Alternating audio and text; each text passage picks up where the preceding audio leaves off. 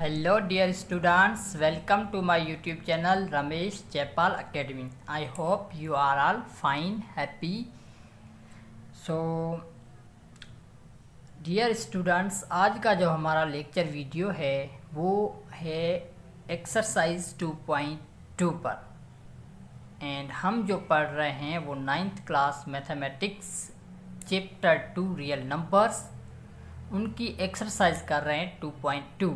इनसे पहले वाले वीडियो में हमने सिर्फ चैप्टर 2 को डिस्कस किया था, इनके नंबर्स को, रियल नंबर्स क्या होते हैं, ये सारे नंबर्स हम पढ़ के आए हैं। सो अब रियल नंबर्स में हमने एक्सपोनेंट भी पढ़ा था एंड ये एक्सरसाइज भी एक्सपोनेंट पर ही है।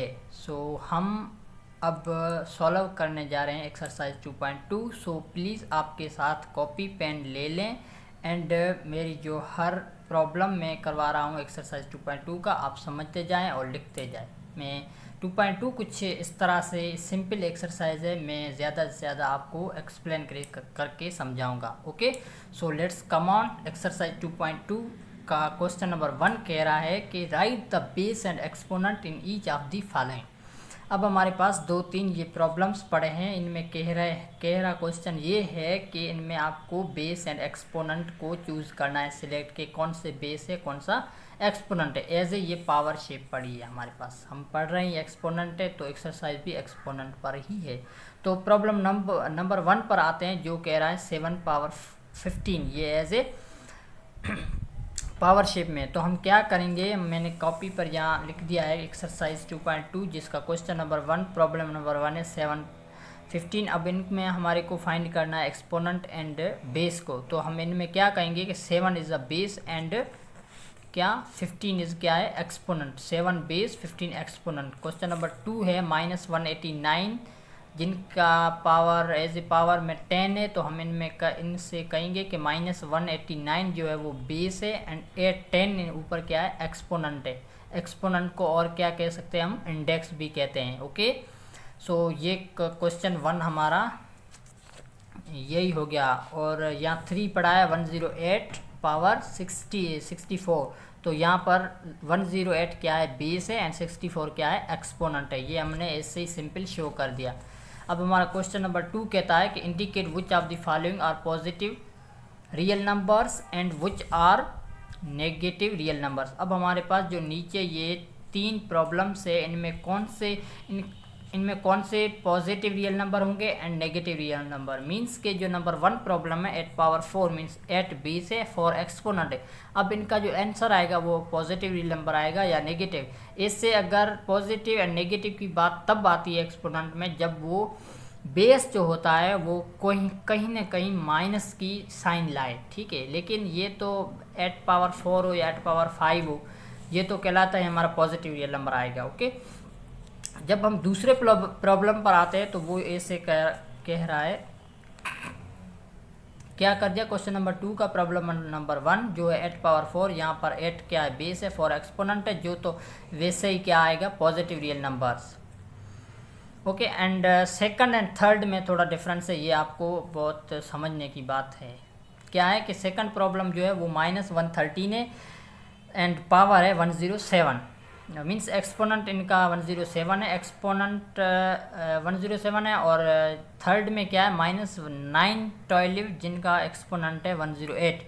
अब आप देखें कि अगर आपके पास कोई real number as a power show में अगर बेस आपके पास माइनस में आए एंड जो एक्सपोनेंट आपका ऑड इवन में आए तो वो 2 कंडीशन है।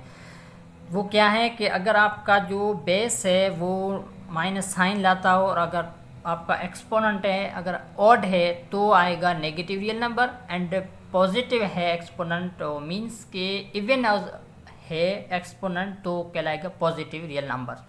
वो क्यों, क्योंकि इनमें साइन आ रही है, ये भी साइन क्या होगी मल्टीप्लाई होगी। मीन्स रूल से साइन के माइनस इंटू माइनस क्या प्लस बनती है एंड माइनस इंटू प्लस क्या माइनस बनती है। तो इवन में हम माइनस इंटू माइनस ऐसे ही 2 लेंगे तो वो प्लस आ जाएगी। तो हमारे पास जो कोई भी रियल नंबर है बेस फॉर्म में एंड वो माइनस साइन रखता हो तो उनका जो एक्सपोनेंट इवन में हो तो वो पॉजिटिव रियल नंबर कहलाएगा।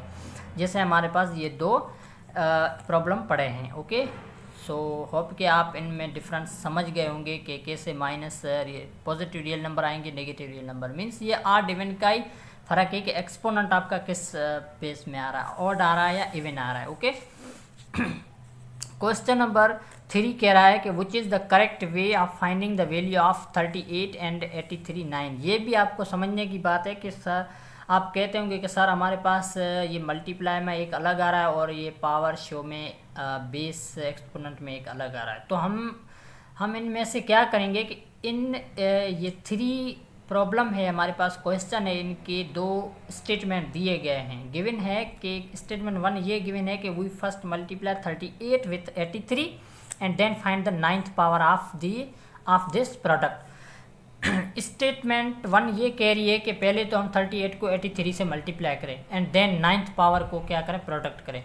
और ये तो हमारे पास रूल्स में बनता ही नहीं है कि ये पहले 38 को आप 83 से करें, क्योंकि वो तो पावर शेप में पड़ा है, एज ए ब्रैकेट में भी पड़ा है, तो दोनों कंडीशन लग रही है। तो हम क्या करेंगे, दूसरे स्टेटमेंट देखते हैं कि we first find the 9th power of 83 and then multiply it with 38। ये सही है, मीन्स ये करेक्ट स्टेटमेंट है। करेक्ट क्यों है, क्योंकि पहले तो हम 9th पावर 83 का 9th पावर लेंगे, उनके बाद जो पावर बन रहा है उनको हम 38 से मल्टीप्लाई करेंगे।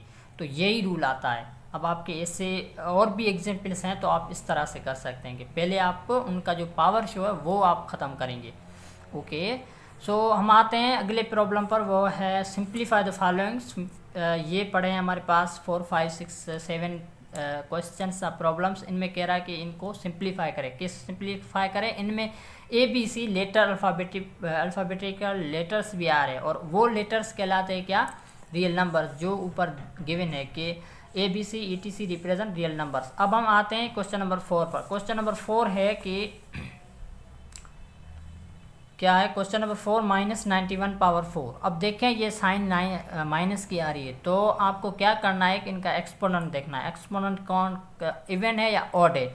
अगर ऑड है तो वो नेगेटिव में आएगा, अगर इवन है तो वो पॉजिटिव में आएगा। तो यहाँ पर 4 मीन्स क्या है, इवन है। इवन है तो हम कैसे ऐसे मेथड के हिसाब से कि -91 इनने 4 टाइम्स इनको मल्टीप्लाई करेंगे, फिर हमारे पास बन रहा है कि minus into minus plus, plus into minus minus, minus into minus plus, तो ये बन जाएगा 91 प्लस का और पावर 4। अब आप ऐसे भी लिखते हैं या इनको और मज़ीद सॉल्व कर लें कि 91 इंटू 91 कितने होते हैं।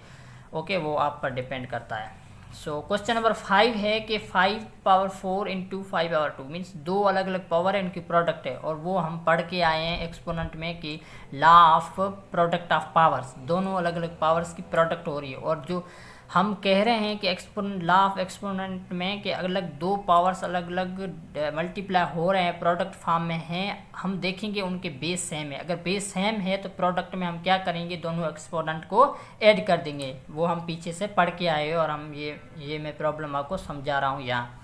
सो बेस सेम है इनका, तो हम बेस वैसे ही अनचेंज रख देंगे और इनके एक्सपोनेंट को हमने ऐड कर दिया 4 + 2। अब हम इस पावर शेप में ला दिया इनको कि 5 पावर मीन्स 6 मीन्स 5 यहाँ पर बेस है, 6 क्या है, एक्सपोनेंट है। ये है हमारे पास आंसर। क्वेश्चन नंबर 6 है, वो क्या कह रहा है,